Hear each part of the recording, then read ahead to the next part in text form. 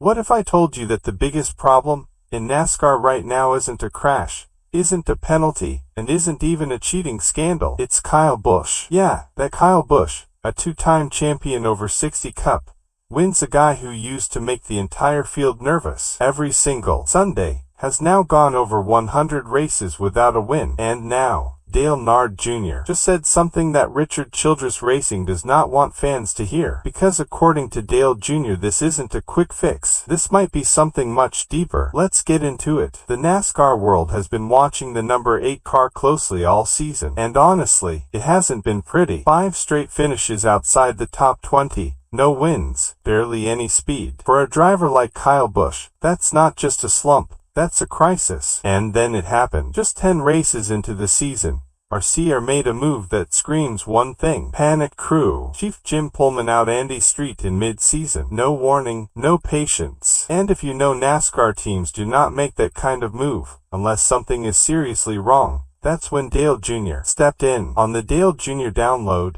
he didn't sugarcoat anything. First, he shut down the drama everyone's been obsessing over. All those leaked radio arguments, the tension, the frustration. Dale Jr. said that's normal. Every team deals with that. But because it's Kyle Busch, everything gets amplified. Every word becomes a headline. Every mistake becomes a story. And that's where things start to spiral. But then Dale Jr. said something that should worry every fan. He made it clear: switching crew chiefs mid-season, that's not a solution. It's not a reset button. It's not a magic fix. In fact, sometimes it makes things worse. New communication, new strategy, new chemistry, all being built in the middle of a season. No testing ground. No time to breathe. And Kyle Busch, he doesn't have time. Not anymore. Here's where it gets even more interesting. Dale Jr. didn't blame Jim Pullman. Not even close. He actually defended him. Said he's respected, proven. But sometimes two talented people just don't click. And that's the scary part, because if it's not the driver, and it's not the crew chief, then what is it? Dale Jr. also dropped a reality check that most fans ignore. We don't see what's happening behind the scenes inside Richard Childress Racing. There are engineering meetings, late-night strategy calls, pressure from Richard Childress himself. And right now that pressure is building, because this isn't just about one bad season. RCR has been slipping for years, and every wrong move now pushes them further behind. And then Kyle Busch finally responded, because people started questioning his effort, saying, maybe he's done. Maybe he doesn't care anymore. He shut that down immediately. He said he's been working as hard as ever for the last 4 years. No excuses.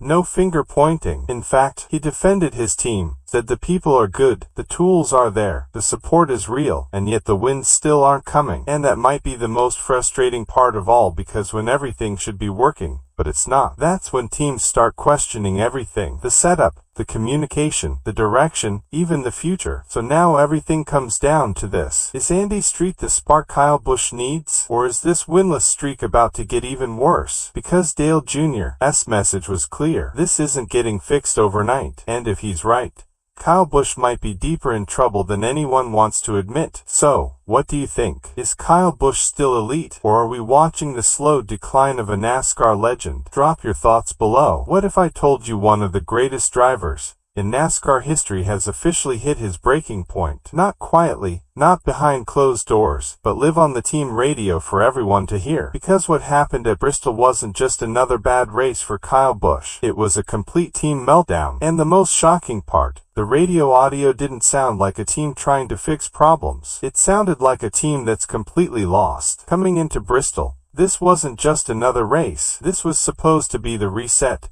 A track where Kyle Busch has dominated for years. A place where he has 8 Cup wins. If there was ever a place to bounce back, this was it. But instead, everything went wrong again. Richard Childress had already admitted before the race, we're missing something. And that's not normal. That's not confidence. That's confusion. Through 8 races in 2026, 0 wins, 0 top 5s, 0 top 10s.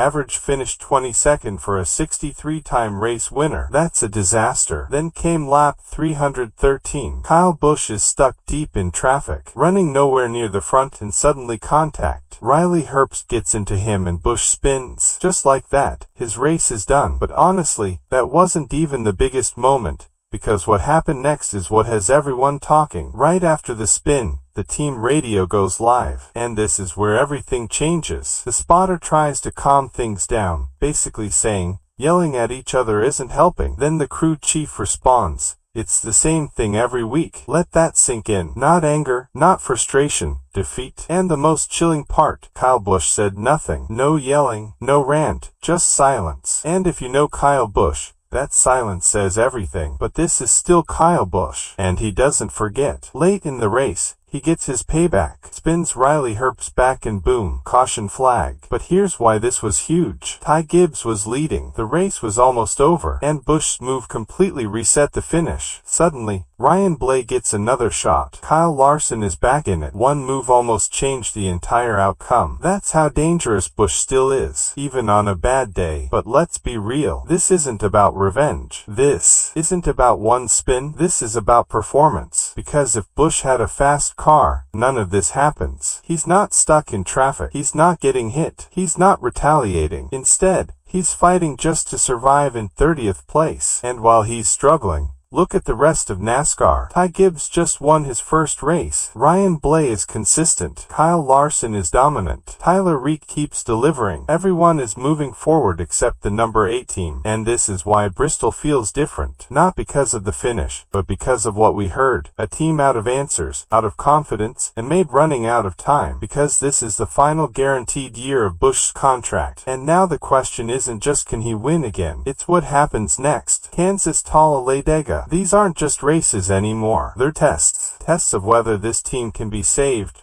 or if this really is the breaking point. So now I want to hear from you. Was Bristol the moment everything fell apart? Or can Kyle Busch still turn this season around? Because one thing is clear. This is no longer just a slump. This is a full-blown NASCAR crisis. Tyler Reek just won again. That's for wins in the first 6 races of 2026. He's on fire, dominating the Cup Series like nobody else. But instead of celebration, the NASCAR world is screaming cheating. Fans say 23xI Racing's success came out of nowhere. From 0 wins last season to unstoppable this one. And it all comes right after their lawsuit settlement with NASCAR. Coincidence? Some fans think not. Is Michael Jordan's team bending the rules? Are inspectors looking the other way? Or is this just another classic case of fans losing it when someone starts winning too much? Let's break it all down. And trust me, this one's gotten ugly. Let's start with how we got here. Tyler Reek went from winless in 2025 to 4 victories before April.